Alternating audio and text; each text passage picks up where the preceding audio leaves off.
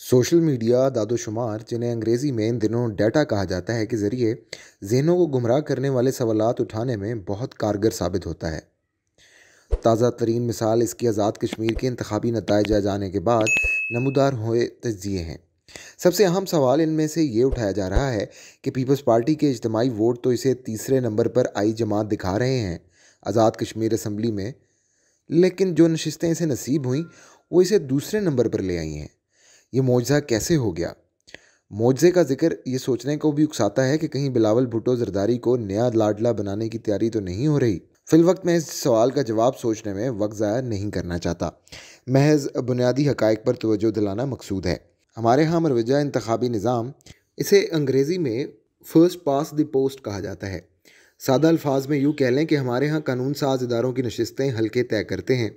Peoples party ने आज़ाद कश्मीर के हालिया इंतखाब में नवाज शरीफ के नाम से मंसूब मुस्लिम लीग से ज़्यादा हल्के जीते हैं। इस जमात को मिले इज्तिमाई वोट का इस हवाले से कोई लेना देना नहीं। ये हकीकत भी निगाह में रखें कि तारीखी एतबार से जुल्फ़कार अली भुट्टो की बनाई पीपल्स पार्टी पाकिस्तान की वो पहली सियासी जमात थी जिसने आज़ाद कश्मीर में भी ख़ुद को मुतारिफ़ व मुनज़्ज़म किया। 1970 से कबल इस खित्ते में फ़कत सियासी जमातें ही सियासी अमल की इजारादार रही हैं। इनमें से सबसे नुमाया जमात जम्मू और कश्मीर मुस्लिम कॉन्फ्रेंस थी, जो 1930 की दिहाई में नमूदार हुई थी। कश्मीर के एक इंतहाई कदावर सियासतदान शेख अब्दुल्ला भी इसका हिस्सा रहे। चौधरी गुलाम अब्बास इस जमात के बानियों में शामिल थे। शेख अब्दुल्ला मगर इनकी मुस्लिम शनाख्त वाली सोच से मुत्तफिक नहीं थे।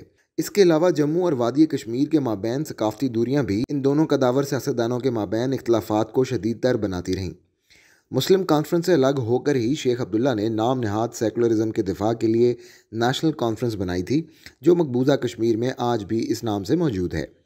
1970 की दिहाई से हमारे यहाँ मुस्लिम कॉन्फ्रेंस सरदार अब्दुल कयूम खान से मंसूब रही है। इनकी रहलत के बाद इनके साहबजादे सरदार अतीक ने मौरूसी सियासत की बुनियाद पर इसकी क़यादत संभाल ली। तारीखी एतबार से नवाज शरीफ के नाम से मंसूब हुई मुस्लिम लीग आज़ाद कश्मीर में अपनी अलग शनाख्त उजागर करने से कतराती रही है। वो तसव्वुर करती थी कि नज़रियाती एतबार से मुस्लिम कॉन्फ्रेंस इस जमात ही की गोया एक शाख है।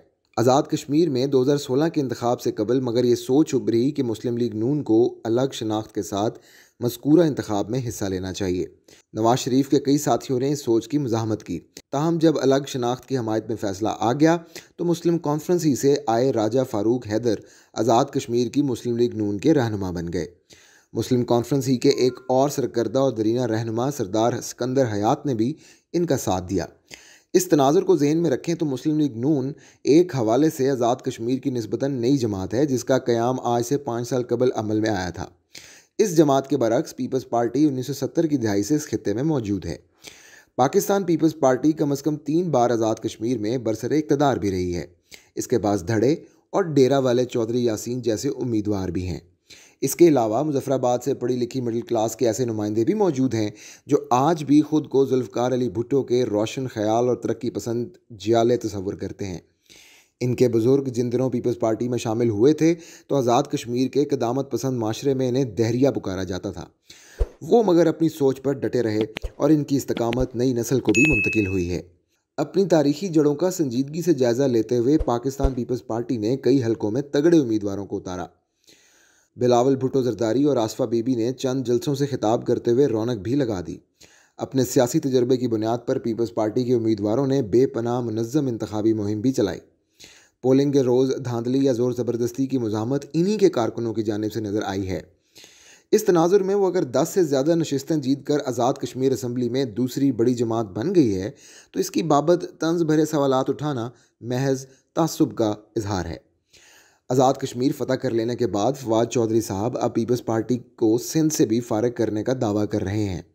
बिलावल भुट्टो जरदारी अगर वाक़यातन लाडले बन गए होते तो वज़ीर इत्तलात अपनी जारहाना तनकीद का निशाना सिर्फ नवाज शरीफ और उनकी दुख्तर को ही बनाते।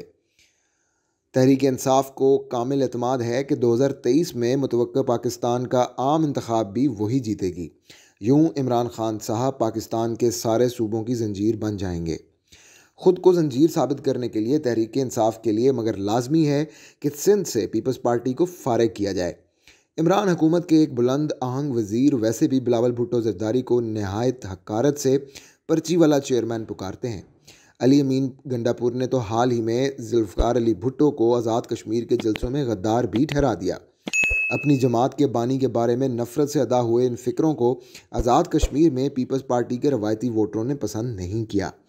अली अमीन गंडापुर का एक रवैया एक हवाले से बल्कि इस जमात को आज़ाद कश्मीर की असम्बली की दूसरी बड़ी जमात बनाने में भी मददगार साबित हुआ है। मुराद सईद और अली अमीन गंडापुर की रौनक और हकारत भरी तकारीर तहरीक इंसाफ को सिंध में 2023 के मुतवक्का इंतखाबात में जितवाने में हरगिज़ मददगार साबित नहीं होंगी। अपनी कामयाबी यकीनी बनाने के लिए तहरीक इंसाफ को इस ज़मन में नई हिकमत अमली इख्तियार करना होगी, क्योंकि पीपल्स पार्टी के पास अब्दुल कादिर पटेल भी हैं। आज़ाद कश्मीर फ़तह करने का जश्न मनाते हुए इमरान हुकूमत के वज़रा को ये हकीकत भी निगाह में रखनी चाहिए कि इनकी कामयाबी की बुनियादी वजह वो 12 नशिस्तें हैं जो पाकिस्तान में आबाद कश्मीरी महाजरीन के लिए वक्फ़ हैं। इन हलकों में वोटरों की तादाद आज़ाद कश्मीर में मौजूद हलकों के मुकाबले में मज़हक़ ख़ेज़ हद तक कलील है। वफाकी और सूबाई हुकूमतों के लिए इन्हें मैनेज करना बहुत आसान है। इंतखाबी नताइज पर संजीदगी से गौर करें तो आज़ाद कश्मीर कहलाते इलाकों में तहरीक इंसाफ ने हरगिज़ क्लीन स्वीप नहीं किया है। तहरीक इंसाफ और इसके मुखालिफ जमातों के माबैन मुकाबला दर हकीकत 50-50 रहा। इमरान खान साहब को आज़ाद कश्मीर का वज़ीर आज़म नामज़द करते हुए इस पहलू पर भी संजीदा गौर की ज़रूरत है। बरादरी आज़ाद कश्मीर की सियासत में अक्सर कलीदी किरदार अदा करती है। सरदार तनवीर को तरजीह देते हुए इन्हें इस अमर पर भी तवज्जो देना होगी। पाकिस्तान की आबादी के लिहाज से सबसे बड़े सूबे पर अगरचे निगाह डालें तो फिल वक्त यही महसूस होता है कि वही सुहागन कहलाए जो पिया मन भाए।